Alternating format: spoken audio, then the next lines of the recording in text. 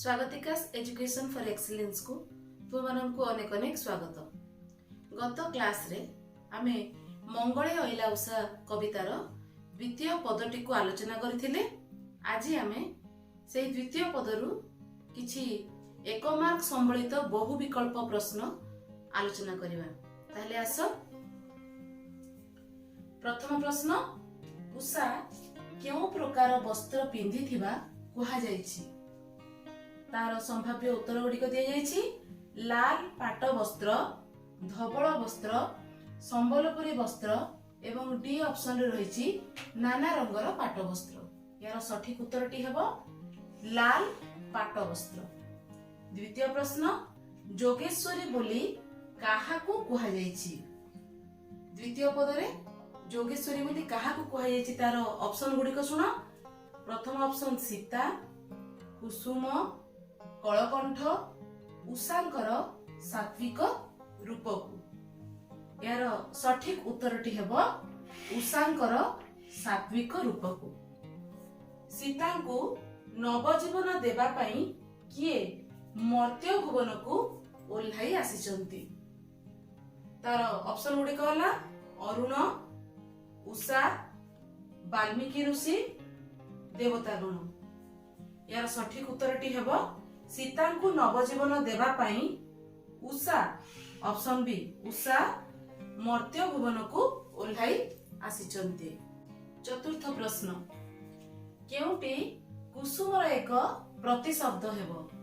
पद्म, राजीव, कमल, सुमन। देखो पिला माने पद्म, राजीव, कमल ए सबु पद्मर प्रतिशब्द। तेबे चतुर्थ ऑप्शन रे हमर रहिछि सुमन, जहा कि कुसुमर प्रतिशब्द हबो। प्रश्न नंबर 5, देबा पई नव डेस्क स्वर्ग की ओल्हाई छंती मर्त्य भुवन। एही पादटी को पूर्ण करिवा पई कहै जायछि। शून्य स्थान रे हमें उपयुक्त शब्द बाछि पूर्ण करिवा। ऑप्शन गुडी कहला पवन, जीवन, पराण, दर्शन। हमर कविता रे रहिछि कोन? देबा पई नव जीवन स्वर्ग की ओल्हाई छंती मर्त्य भुवन। तेबे एठी ऑप्शन बी टी हबो जीवन। षष्ठ प्रश्न, जोगेश्वरी शब्दर संधि विच्छेद कले कोन हेबो? ऑप्शन गुडी को सुनो। जोग युक्त ईश्वरी, जोग युक्त ईश्वरी दीर्घईकार दे जायछि। जोग जोग जोग जोग हर्षई ईश्वरी एवं जोग जोग ईश्वरी रे हर्षईकार दे जायछि। एठी पिला माने जोगेश्वरी शब्द रे स्वर संधि होइछि, तेणु सठिक उत्तरटी हेबो जोग जोग ईश्वरी। जोग रे रहिछि तार शेष ध्वनि होउछि अ, जोग ईश्वरी रो ई। अजोग दीर्घ ई समान ए हुए। स्वर संधि रे जो नियम एठी काम करिछि, तेणु जोग युक्त ईश्वरी जोगेश्वरी होइछि। एही क्रम रे षष्ठ प्रश्न रो उत्तर हबो ऑप्शन बी। पिला माने वर्तमान आमे कवितार तृतीय पदटी को आलोचना करिवा। तृतीय पदटी को प्रथमे आवृत्ति करिवा पूर्वरु देखिनियो एठी किभଳି लेखा हेछि। एही पदटी रे ऊपरे किछि अक्षर व्यवधान रे गोटे लेखाए कमा चिन्ह भଳି देखा जाउछि। प्रकृत रे एहा होछि जतिपात, अर्थात गाइबा समय रे एही स्थान रे श्वास विराम नेबा को हुए। तुम साहित्य बही रो व्याकरण विभाग रे छंद अलंकार रहिछि, जहा कोर्स रे अछि एवं सेथिरे राग चोखी संपर्क रे रहिछि। ये होछि एक स्वतंत्र छंद। कविताटी को रचना करिवा समय रे ताकू किभଳି गायन योग्य करा जाय परिबो सेथि पई अक्षर को नै किछिटा विशेष नियम अवलंबन करा जाय थाए एवं ताकू ही छंद बोली कहा जाय थाए। एही पदटी रे से संपर्क रे आमे किछि धारणा पाई गले बहुत भलो। देखो पिला माने समीर संगीत गाए, एठी जो नियम रहिछि ताहा हेउछि एथिरे सर्वमोट केतोटी पाद रहिछि। हम प्रथमे देखिबा एथिरे पाद संख्या हेउछि ଚାରି ଯାହା ଗଦ୍ୟ ବିଭାଗରେ ଆମେ ଧାଡ଼ି ବୋଲି କହିଥାଉ। ପଦ୍ୟରେ ଗୋଟିଏ ପଦରେ ସେଇ ଧାଡ଼ିଟିକୁ ପାଦ ବୋଲି କୁହାଯାଇଥାଏ। ଏଥିରେ 4ଟି ପାଦ ରହିଛି। ଇଏ ହେଉଛି ପ୍ରଥମ ପାଦ, ଇଏ ହେଉଛି ଦ୍ୱିତୀୟ ପାଦ, ଏହା ହେଉଛି ତୃତୀୟ ପାଦ ଏବଂ ଏହା ହେଉଛି ଚତୁର୍ଥ ପାଦ। ପ୍ରଥମ ପାଦରେ ଏବଂ ଦ୍ୱିତୀୟ ପାଦରେ ଅକ୍ଷର ସଂଖ୍ୟା 29 ଅଛି। ତୃତୀୟ ପାଦରେ ଅକ୍ଷର ସଂଖ୍ୟା 9 ଏବଂ ଚତୁର୍ଥ ପାଦରେ ଅକ୍ଷର ସଂଖ୍ୟା 13। ପ୍ରଥମ ଏବଂ ଦ୍ୱିତୀୟ ପାଦରେ ସମାନ ନିୟମ ରହିଛି। এই দুইটি পাদরে 6 2 6 2 6 2 5 এই নিয়মটিକୁ ପାଳନ କରାଯାଏ। ଅର୍ଥାତ ଯେଉଁ ସଂଖ୍ୟା ଲେଖା ଯାଇଛି ସେହି ସ୍ଥାନରେ ଯତିପାତ ଆମର ରହିଛି, ଚିହ୍ନ ରହିଛି, ସେଇଠି ଆମକୁ ଶ୍ୱାସ ବିରାମ ନେବାକୁ ପଡେ। ଏବଂ ତାକୁ ଗାଇବା କିଭଳି ବର୍ତ୍ତମାନ ଦେଖ। ସମୀର ସଙ୍ଗୀତ গায়ে ভ্রমর বীণা বজায়ে সুরভি নর্তনে থায়ে উষা নির্দেশে কুম্ভাটুয়া হই ভাট আরম্ভিলা স্তব পাঠ কলিঙ্গ ইলা পাট মাগধ বেশে ললিত মধুরে কহিলা উঠ সতী রাজ্য রানী রাতি পাহিলা। তৃতীয় পাদ, এଥିରେ ଯତିପାତ କେଉଁ ସ୍ଥାନରେ ହେଉଛି? 6 ଯୋଗ 3, 6 ନମ୍ବର ଅକ୍ଷର ଏବଂ ତାପରେ 3 ନମ୍ବର। ଚତୁର୍ଥ ପାଦରେ ଯତିପାତ କେଉଁ ସ୍ଥାନରେ ହେଉଛି? 6 ଯୋଗ 2 ଯୋଗ 5। ଏଇଭଳି এই କ୍ରମରେ ହିଁ ଆମେ ପଦଟିକୁ ବର୍ତ୍ତମାନ ଆବୃତ୍ତି କଲେ। এই ଶବ୍ଦ ଗୁଡ଼ିକୁ ଦେଖ। এই ଶବ୍ଦ ଗୁଡ଼ିକ ଆମେ ତୃତୀୟ ପଦରୁ ନେଇଛେ। ଏଗୁଡ଼ିକର ଅର୍ଥ ବର୍ତ୍ତମାନ ଜାଣିନେବା। ସମୀର, ପବନ, ସୁରଭି, ସୁରଭି ଯାହାକୁ କି ଆମେ ଶାବକ, ହରିଣ ଶାବକ କହିପାରିବା। ହରିଣ ଶାବକ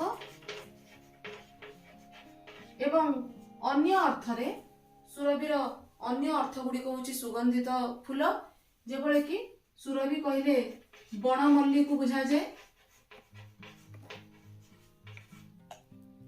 ଚମ୍ପା, ବଉଳ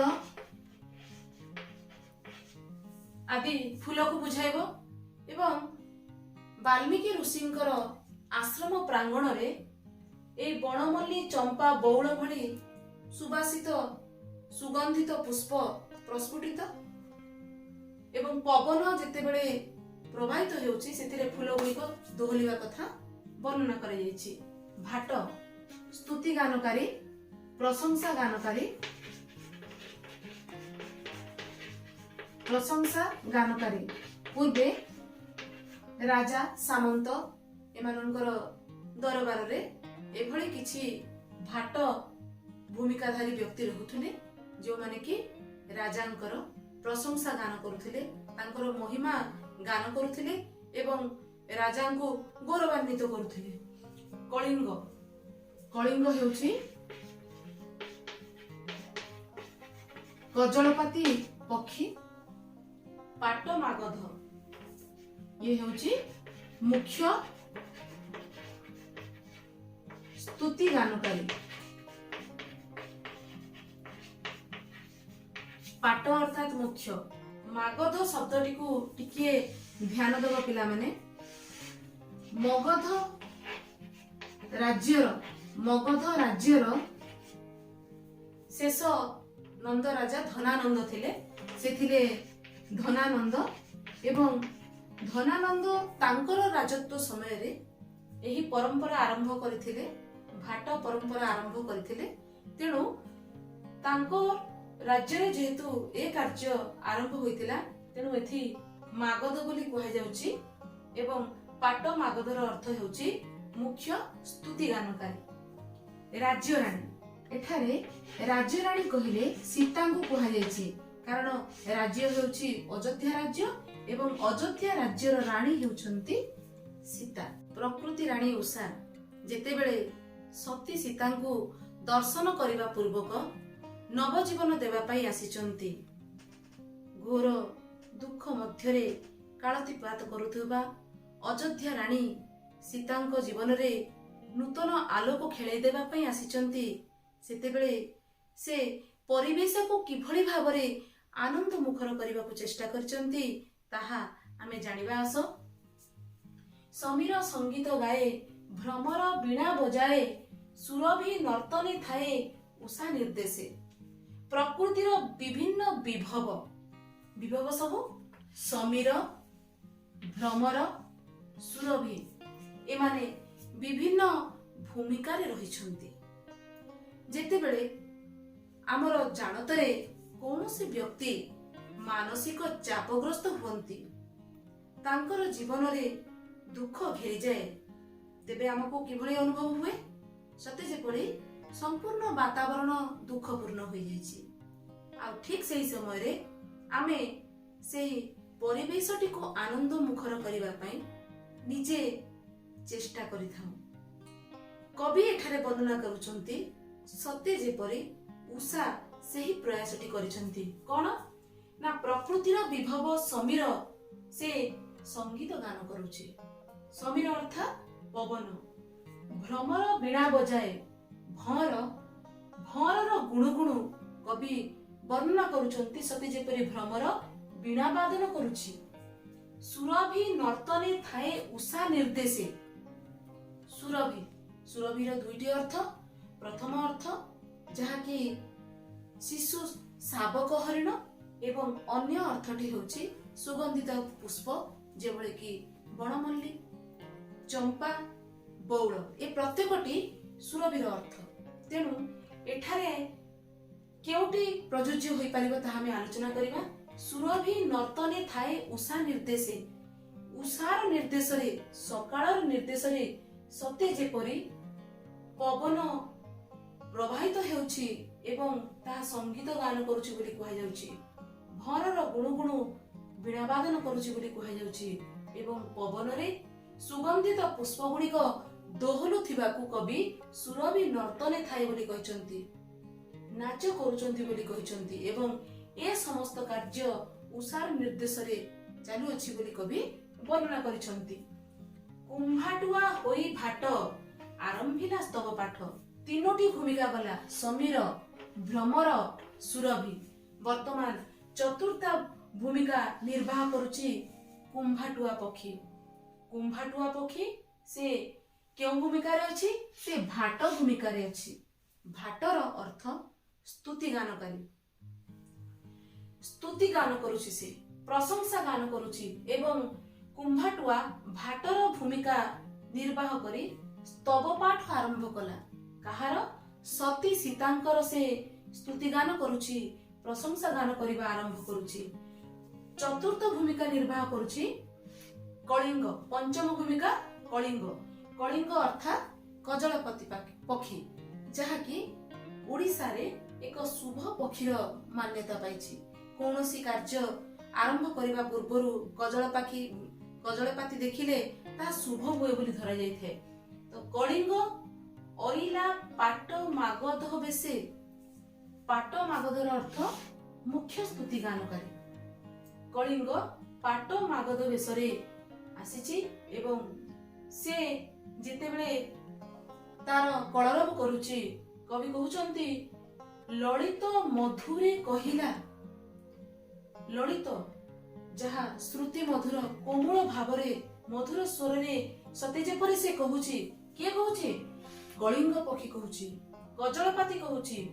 कोन कहउछि ना उठ सती, हे सती उठ, निद्रा त्याग कर। राज्य रानी ये होचंती अयोध्या राज्यर रानी। राति पाहिला अर्थात सकाळ हेला। ताहले तृतीय पदटीर भावार्थ वर्तमान आमे जानि नेबा।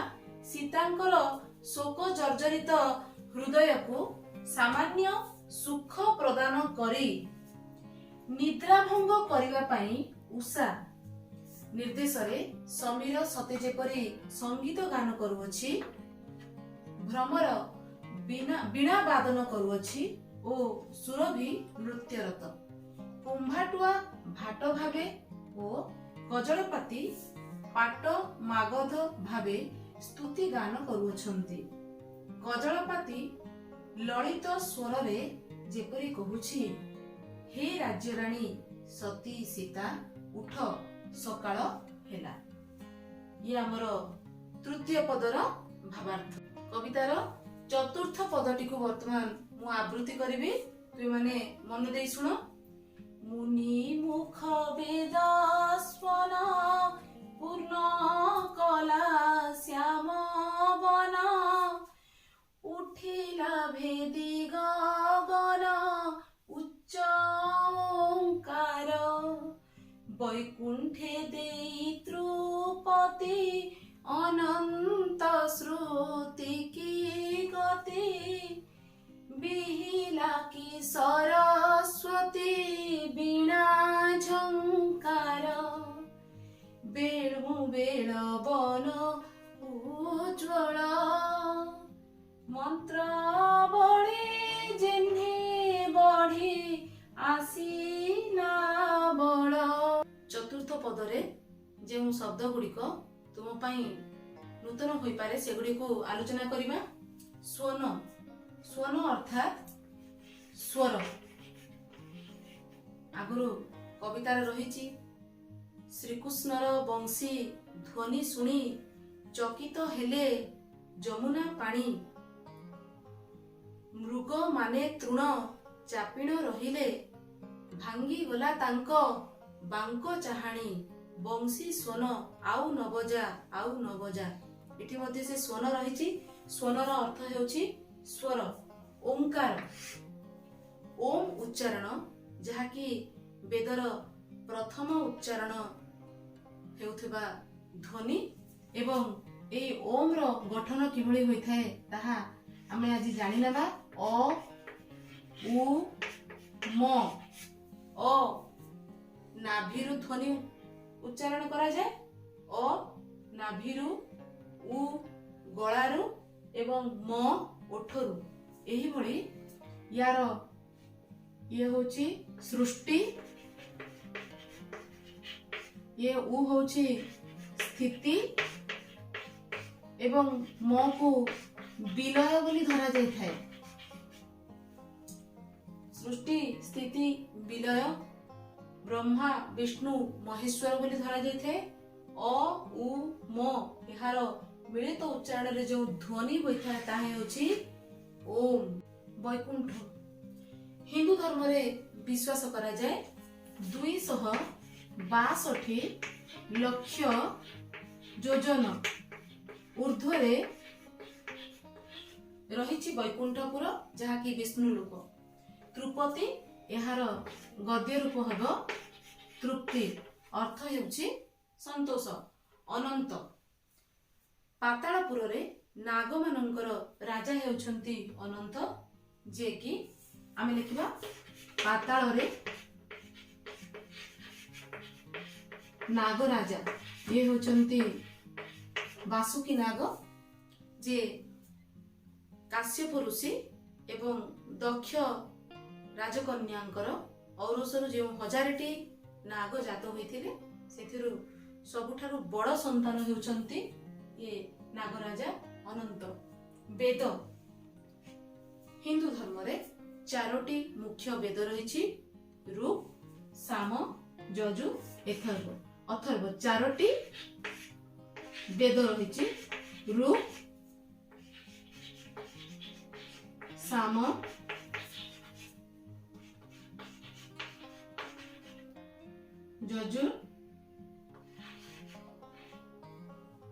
ଯଜୁର୍ବେଦ, ଏଇଭଳିଆ ଲେଖାଯାଏ, ଯଜୁର୍ବେଦ ଏବଂ ଅଥର୍ବ ବେଦ। ଏହି 4ଟି ବେଦ ଆମେ ଜାଣିଥିବା କଥା, ତେଣୁ ଏଠି ସେହି ବେଦ ମନ୍ତ୍ର ଦେଇ ମୁନିଗଣ ଉଚ୍ଚାରଣ କରୁଛନ୍ତି। ପଦକୁ ବୁଝିବା ଆସ। ମୁନି ମୁଖ ବେଦ ସ୍ୱନ ପୂର୍ଣ୍ଣ କଲା ଶ୍ୟାମ ବନ। ବ୍ରାହ୍ମ ମୁହୂର୍ତ୍ତରେ ମୁନି ଋଷିଗଣ ଶଯ୍ୟା ତ୍ୟାଗ କରି ନିଜର ନିତ୍ୟ କର୍ମ ଆଦି ସମାପନ କରି ବେଦ ମନ୍ତ୍ର ଉଚ୍ଚାରଣ କରି ଯଜ୍ଞ ଆଦି କର୍ମ ଆରମ୍ଭ କରନ୍ତି। ବାଲ୍ମୀକି ଋଷିଙ୍କର ଆଶ୍ରମରେ ମଧ୍ୟ ଠିକ ସେହିଭଳି ସ୍ଥିତି କବି ବର୍ଣ୍ଣନା କରୁଛନ୍ତି। ମୁନିଗଣ ସେମାନେ ବେଦସ୍ୱର ଉଚ୍ଚାରଣ କରୁଛନ୍ତି ଏବଂ ସେହି ବେଦସ୍ୱର ସ୍ୱନ ଅର୍ଥାତ୍ ସ୍ୱର ଯାହା ସମ୍ପୂର୍ଣ୍ଣ ଶ୍ୟାମଳ ବନ ବୋଲି କୁହାଯାଇଛି। ଶ୍ୟାମଳ ବନକୁ ପୂର୍ଣ୍ଣ କଲା ଅର୍ଥାତ୍ ସମ୍ପୂର୍ଣ୍ଣ ବଣରେ ସେ ଧ୍ୱନି ପରିପୂର୍ଣ୍ଣ ହେଲା। ଶ୍ୟାମଳ କହିବାର ତାତ୍ପର୍ଯ୍ୟ ହେଉଛି ବର୍ତ୍ତମାନ ପର୍ଯ୍ୟନ୍ତ ସୂର୍ଯ୍ୟ କିରଣ ପୁରାପୁରି ଭାବରେ ଧରାପୃଷ୍ଠରେ ପଡ଼ିନାହିଁ, ଯେଉଁଥିପାଇଁ ସବୁଜ ରଙ୍ଗ ଜଣା ପଡୁନାହିଁ। ବଣ ବର୍ତ୍ତମାନ ବି ଶ୍ୟାମଳ ବର୍ଣ୍ଣ ଦେଖାଯାଉଛି। ସମଗ୍ର ବନ ଅଞ୍ଚଳରେ ବେଦସ୍ୱର ପୂର୍ଣ୍ଣ ହେବା ପରେ ଉଠିଲା ଭେଦି ଗଗନ ଉଚ୍ଚ ଓଙ୍କାର। ସେହି ସ୍ୱର ବେଦସ୍ୱର ସେ ବଣକୁ ଭେଦ କରି ଗଗନକୁ ଉଠିଲା, ଆକାଶକୁ ଉଠିଲା ଏବଂ ସେହି ଉଚ୍ଚ ଓଙ୍କାର ନାଦ ଓଙ୍କାର ଧ୍ୱନି ଗଗନକୁ ଭେଦି ବୈକୁଣ୍ଠପୁରକୁ ଗତି କଲା। ବୈକୁଣ୍ଠପୁର ବିଷ୍ଣୁ ଲୋକ। ବୈକୁଣ୍ଠପୁରର ଅଧିପତି ହେଉଛନ୍ତି ସ୍ୱୟଂ ଭଗବାନ ବିଷ୍ଣୁ। ବୈକୁଣ୍ଠପୁରକୁ ଯାଇ ସେ ଧ୍ୱନି ସେଠାରେ ବିଷ୍ଣୁଙ୍କୁ ତୃପ୍ତି ପ୍ରଦାନ କଲା, ସନ୍ତୁଷ୍ଟି ପ୍ରଦାନ କଲା। କେବଳ ସେତିକି ନୁହେଁ, ଅନନ୍ତ ଶ୍ରୁତି କି ଗତି। ଅନନ୍ତ ହିନ୍ଦୁ ଧର୍ମରେ ବିଶ୍ୱାସ କରାଯାଏ ଯେ ଅନନ୍ତ ବାସୁକି ନାଗ ସେ ହେଉଛନ୍ତି ପାତାଳପୁରରେ ନାଗ ମାନଙ୍କର ରାଜା। ଏବଂ ଏଠି ଶ୍ରୁତି କି କହିବାର ତାତ୍ପର୍ଯ୍ୟ କଣ ଜାଣିବା? ପ୍ରକୃତରେ ସର୍ପ ତାର କାନ ନାହିଁ, ତଥାପି ବି ସେ ଧ୍ୱନିକୁ ବାରି ପାରିଥାଏ ଏବଂ ସେ ଶୁଣି ପାରିଥାଏ। ତେଣୁ ଏଠି ଅନନ୍ତ ଶ୍ରୁତି, ସେ ଯୋଉ ଓଙ୍କାର ଧ୍ୱନି ଗୁଞ୍ଜରଣ ସୃଷ୍ଟି କରୁଛି ତାହା ପାତାଳରେ ମଧ୍ୟ ଶ୍ରୁତି କି ଗତି ବୋଲି କୁହାଯାଇଛି, ସେଠି ମଧ୍ୟ ଶୁଣା ଯାଉଛି। ଏଥିରୁ ଆମେ କଣ ଜାଣିଲେ? ଉଚ୍ଚ ଓଙ୍କାର ନାଦ ବେଦ ସ୍ୱର ତାହା ମର୍ତ୍ତ୍ୟ, ଆକାଶ ଏବଂ ପାତାଳ ତିନି ପୁରକୁ ତାହା ଗୁଞ୍ଜରିତ ହୋଇଛି। ଏଭଳି ମନେ ହେଉଛି, ଏ ଓଙ୍କାର ଧ୍ୱନି ଏଭଳି ମନେ ହେଉଛି ବିହିଲା କି ସରସ୍ୱତୀ ବୀଣା ଝଙ୍କାର। ସତେ ଅବା ସରସ୍ୱତୀଙ୍କର ବୀଣା ଝଙ୍କାର ହେଉଛି ବୋଲି କବି କଳ୍ପନା କରିଛନ୍ତି।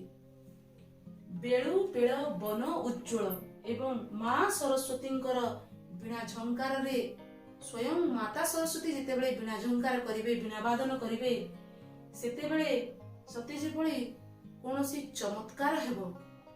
ଠିକ ସେଇଭଳି ଏଠାରେ କବି କହୁଛନ୍ତି ତାହାରି ପ୍ରଭାବରେ ସତେ ଅବା ଓଙ୍କାର ପବିତ୍ର ଓଙ୍କାର ନାଦର ପ୍ରଭାବରେ ସତେ ଯେପରି ଧୀରେ ଧୀରେ ବଣ ଦେଶ ଉଜ୍ଜ୍ୱଳ ହୋଇଛି, ସୂର୍ଯ୍ୟ ଆଲୋକ ପଡିବା ଆରମ୍ଭ ହୋଇଛି। ପ୍ରକୃତ କଥା ହେଲା ଅନାଦି କାଳରୁ ସୂର୍ଯ୍ୟ ଉଦୟ ହେଉଛନ୍ତି ଏବଂ ଧୀରେ ଧୀରେ ସକାଳ ବଢିବାକୁ ଆରମ୍ଭ ହୁଏ ଏବଂ ସୂର୍ଯ୍ୟ ଆଲୋକ ମଧ୍ୟ ବଢି ବଢି ଚାଲେ।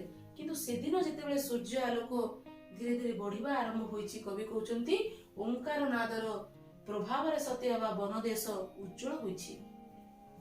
ଏବଂ କବି କଳ୍ପନା ରାଜ୍ୟରେ ଆଉ ଟିକିଏ ଆଗେଇ ଯାଇ କହୁଛନ୍ତି ମନ୍ତ୍ର ବଳେ ଜେହ୍ନେ ବଢି ଆସିଲା ବଳ। ସତେ ଅବା ଏ ଯୋଉ ମୁନିମାନଙ୍କ ମୁଖରୁ ମନ୍ତ୍ର ବେଦ ଧ୍ୱନି ଓଙ୍କାର ନାଦ ଶୁଣିବାକୁ ମିଳୁଛି, ତା ଦ୍ୱାରା ସତେ ଯେପରି ଜେହ୍ନେ ଯେପରି ବଳ ବଢି ଆସିଲା। ଏଠି ବଳ ବଢିବାର ଅର୍ଥ କଣ କୁହାଯାଉଛି? ଧରା ପୃଷ୍ଠରେ ଅନ୍ଧକାର ଯାଇ ଯେତେବେଳେ ଆଲୋକ ପ୍ରବେଶ କରୁଛି, ରାତି ଯାଇ ସକାଳ ଆସୁଛି, ଧୀରେ ଧୀରେ ସମଗ୍ର ଭୂମଣ୍ଡଳରେ ଚହଳ ପହଳ ଆରମ୍ଭ ହୋଇଯାଏ।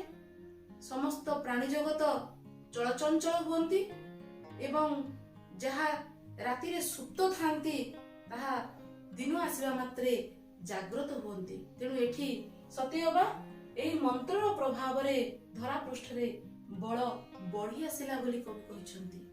ଅନ୍ୟ ପକ୍ଷରେ ଧରା ପୃଷ୍ଠରେ ସୂର୍ଯ୍ୟାଲୋକ ଧୀରେ ଧୀରେ ଧୀରେ ଧୀରେ ତାର ପ୍ରଭାବ ବିସ୍ତାର କରିବାକୁ ଲାଗିଛି ବୋଲି କବି କହିଛନ୍ତି। ଚତୁର୍ଥ ପଦ ଆଲୋଚନାରେ ଆମେ ଯାହା ସବୁ ଜାଣିଲେ ତାର ଭାବାର୍ଥଟିକୁ ଜାଣିନେବା। ମୁନି ମୁଖରୁ ଉଚ୍ଚାରିତ ବେଦସ୍ୱର ଉଚ୍ଚ ଓଙ୍କାର ନାଦ ଶ୍ୟାମଳ ବନକୁ ପୂର୍ଣ୍ଣ କରି ଗଗନକୁ ଭେଦ କରି ବୈକୁଣ୍ଠପୁରରେ ତୃପ୍ତି ପ୍ରଦାନ କଲା ଓ ପାତାଳକୁ ଗତି କଲା। ସତେ ଅବା ମାତା ସରସ୍ୱତୀଙ୍କର ବୀଣା ଝଙ୍କାରରେ ବନ କ୍ରମଶଃ ଉଜ୍ଜଳ ହେବାକୁ ଲାଗିଲା। ବେଦ ମନ୍ତ୍ର ପ୍ରଭାବରେ ସତେ ଯେପରି ବଳ ବଢି ଚାଲିଲା। ଇଏ ହେଲା ଚତୁର୍ଥ ପଦର ଭାବାର୍ଥ। ୟାକୁ ପିଲାମାନେ ଟିପି ନିଅ। ଆଜି ଆମେ ଯେଉଁ ତୃତୀୟ ପଦ ଏବଂ ଚତୁର୍ଥ ପଦ ଆଲୋଚନା କଲେ ତାକୁ ବୁଝିବାରେ ତମର ଯଦି କିଛି ସନ୍ଦେହ ରହିଛି ତେବେ ତମେମାନେ କମେଣ୍ଟ ବକ୍ସରେ ପଚାରିବ। ମୋର ପରବର୍ତ୍ତୀ ଭିଡ଼ିଓରେ ଆମେ ଏହି ତୃତୀୟ ଏବଂ ଚତୁର୍ଥ ପଦରୁ ଯେତିକି ବହୁ ବିକଳ୍ପ ପ୍ରଶ୍ନ ସମ୍ଭବ ତାକୁ ଆଲୋଚନା କରିବା ଏବଂ ଆଗକୁ ବଢ଼ିବା।